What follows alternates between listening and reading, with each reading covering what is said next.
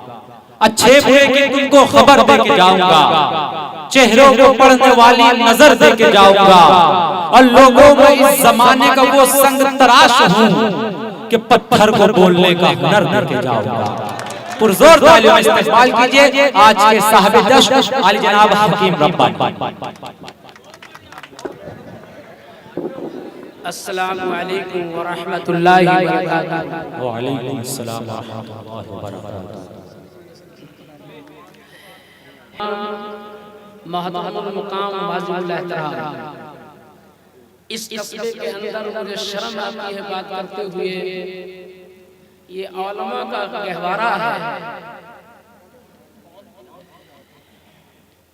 ये वो सरजमीन है जब किसी पुराने कदीम जमाने में लोग कांदले में आते थे तो कांदला नहीं कहते थे, कांदला शरीफ कहते थे। माशाअल्लाह।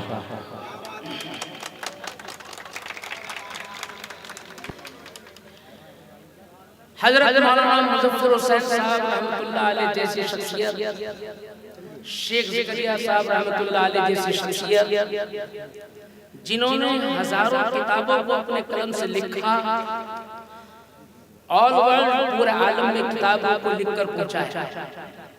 अगर मैं अपनी नापाक ज़बान से ये भी बयान कर दूं कि दारुल देवबंद की बुनियाद रखने में भी हमारे इस मुजफ्फरनगर और कांदले का हाथ है, तो इसमें कोई शक नहीं। पीरों के पीर, बुजुर्गान दीन, मौलाना कासिम का जमाना तो बहुत बाद का जमाना है। इनसे पहला जमाना मियां जी नूर मोहम्मद जिंजानी रहमतुल्लाह अलैह का। मियां जी नूर मोहम्मद जिंजानी रहमतुल्लाह अलैह मुजफ्फरनगरी कहलाया, कांदला मुजफ्फरनगरी कहलाता है, शाम भी मुजफ्फरनगरी कहलाता है, और बड़ी बड़ी शख्सियत में आपको चंद लूंगा, ज्यादा वक्त नहीं लूंगा। हिंदुस्तान में, पाकिस्तान में, बर्रे सगीर में जितने फिरकों की आजादी है चल रही है आज, शाह मुहद्दिस अब्दुल अजीज देहलवी रहमतुल्लाह अलैह वो मुजफ्फरनगर के हैं, मौलाना अशरफ अली थानवी रहमतुल्लाह अलैह मुजफ्फरनगर के हैं, फज़ाइल आमाल लिखने वाले वो भी शेख ज़करिया मुजफ्फरनगर के हैं। जो फज़ाइल आमाल एक ऐसी किताब है, कुरान करीम के बाद दुनिया में सबसे ज्यादा किताब पढ़े जाने वाली किताब फज़ाइल आमाल है। उस किताब के मुसन्निफ भी सरजमीन के हैं। मुझे शर्म आती है यहाँ पर खड़े होकर उन अकाबिरीन के दरवाजे पर, उनकी मिट्टी पर बोलते हुए शर्म आती है। अल्लाह मुझे माफ फरमाए। बस चंद बातें कह के रुखसत होता हूं। आज अफसोस होता है मुझे अपने मुस्लिम कौम पर, 30 करोड़ मुसलमान, हाथों में हथकड़ियां, पैरों में बेड़ियां, ज़बान में लगाम, हमें बेलगाम, हमें तहज़ीब में तबद्दुल खत्म हो चुका।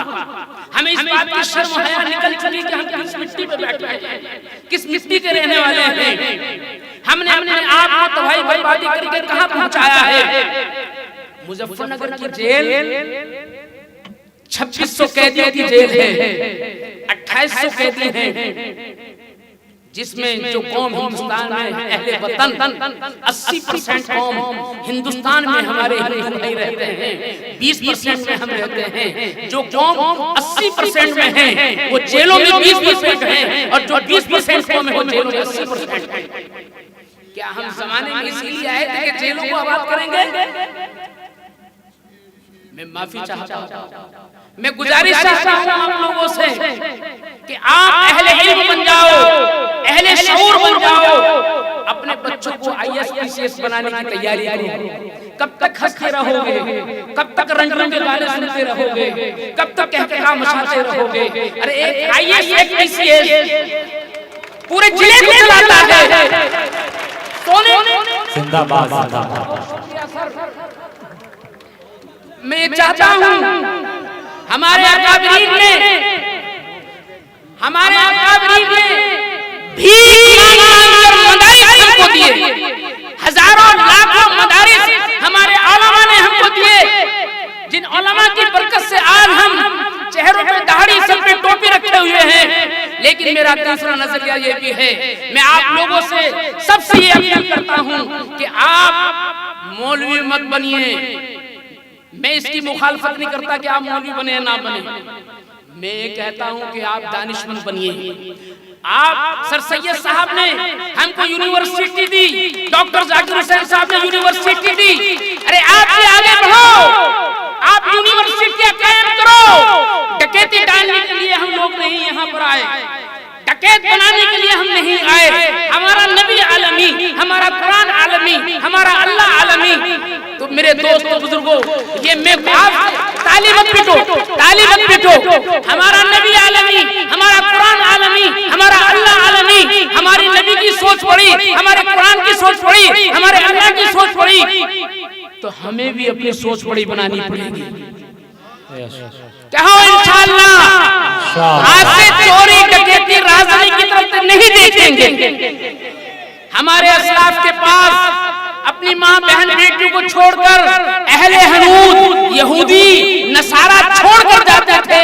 ये मुसलमान हैं, ये पाक दामन होते हैं। अरे तुम्हारे असलाफ पाक दामन थे, तुम भी पाक दामन बन जाओ। खुदा की कसम सारी दुनिया की बादशाह तुम्हारे कदमों में आगे गिर जाए। हम किससे करें शिकवा चमन के उजड़ जाने का, और जब का माली खुद फूलों को मुसल डाले। वाक़िअ दावाना अल्हम्दुलिल्लाहि रब्बिल आलमीन। अस्सलाम वालेकुम व रहमतुल्लाहि व बरकातहू। बहुत बहुत मुबारकबाद और बहुत शुक्रिया अली जनाब हकीम रब्बानी साहब का कि ये फिक्र मुझे चैन से सोने नहीं देती, ये फिक्र मुझे चैन से सोने नहीं देती। अब कौन मेरी कौम को बेदार करेगा। हाज़रीन, यकीनन हमारी कौम का ये अलमिया है कि मातम करने को जी चाहे।